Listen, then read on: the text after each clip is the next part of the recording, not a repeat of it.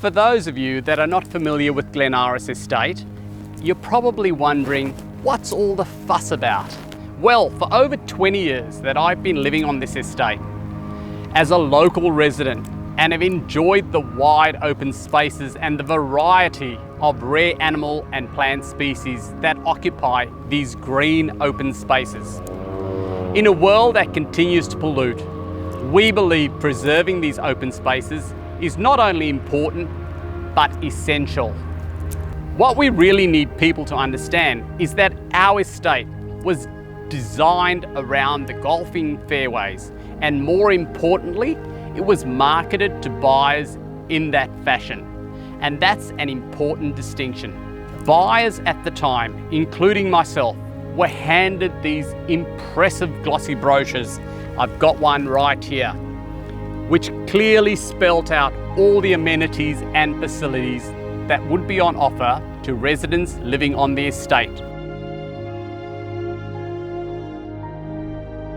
It's just, I know when we bought this house, it was the view. Yeah. We just love the view. We love the big trees, like they've been here for years, and the greenery and the nature. Like in the mornings we come out here and, you know, have a tea and read, and you hear the birds, and, you know, in the afternoons the same.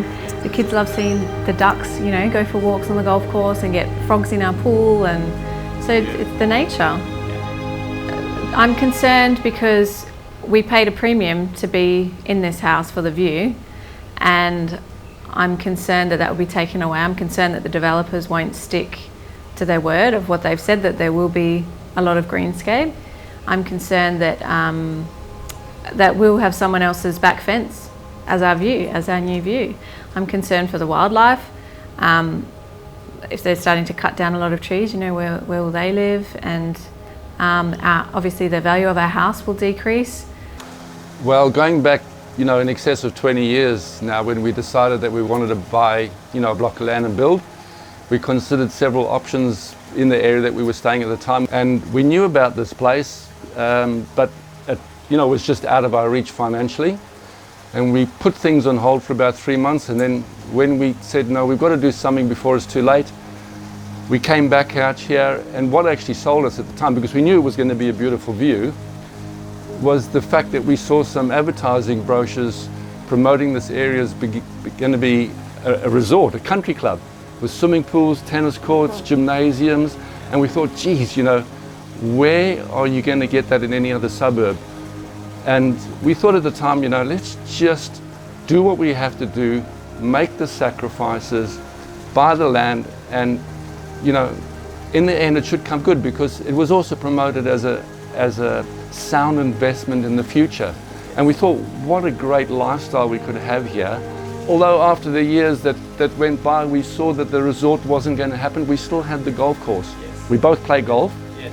We had a young family at the time, and we were hoping that they could take advantage of the tennis courts and swimming pools, and we realized that wasn't going to happen, so we built a swimming pool. Yes. So we've still got a very great lifestyle here, and we just knew that that was for us. I mean, you can't get this anywhere else. Well, if they develop this course, the whole purpose of us coming here in the first place was for the view, the golf course, and the lifestyle.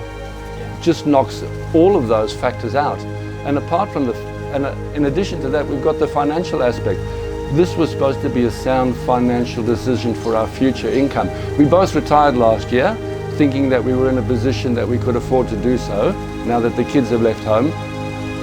We reasonably believe that we've probably lost $200,000 on this property, and the development hasn't even started yet.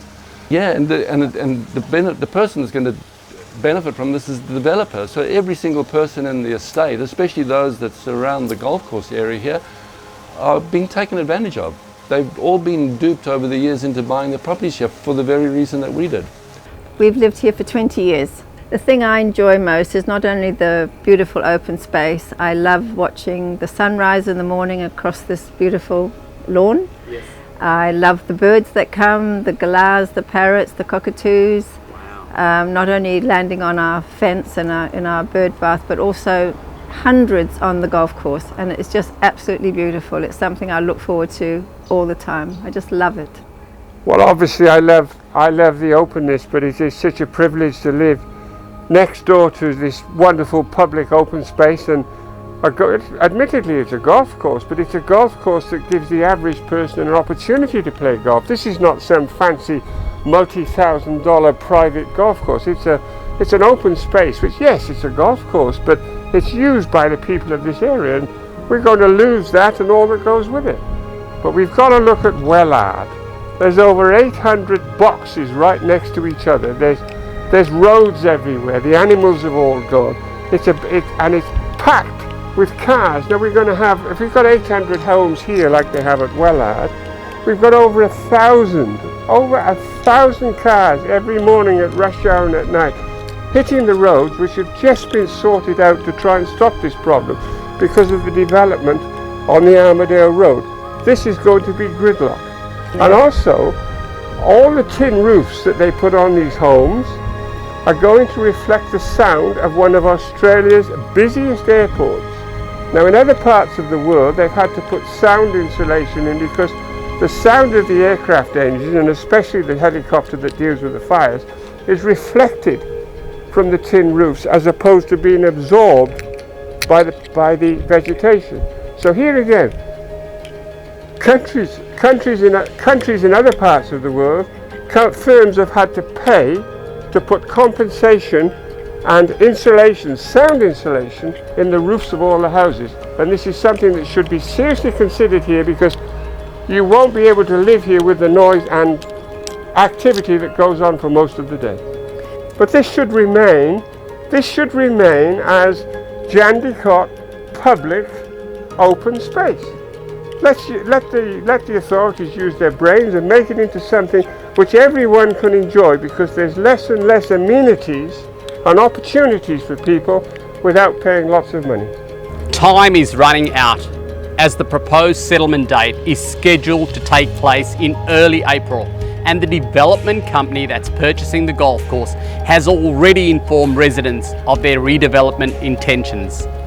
We are calling for urgent intervention and support from our local City of Cockburn councillors to help us prevent this travesty. And we'll also be seeking the support from the Minister for Transport, Planning and Lands, Rita Safiotti, to reject any rezoning change request. By the way, for anyone wanting any of these brochure booklets, feel free to contact me, Derek Pitt from Thrive Real Estate, 0438 011 690, or you can send me an email, Derek, DERICK, at thriverealestate.com.au, and I'll be happy to shoot you a copy. Don't let the bullies win. Please join us in our fight to save Glen Estate by signing the online petition. Together we can effect change.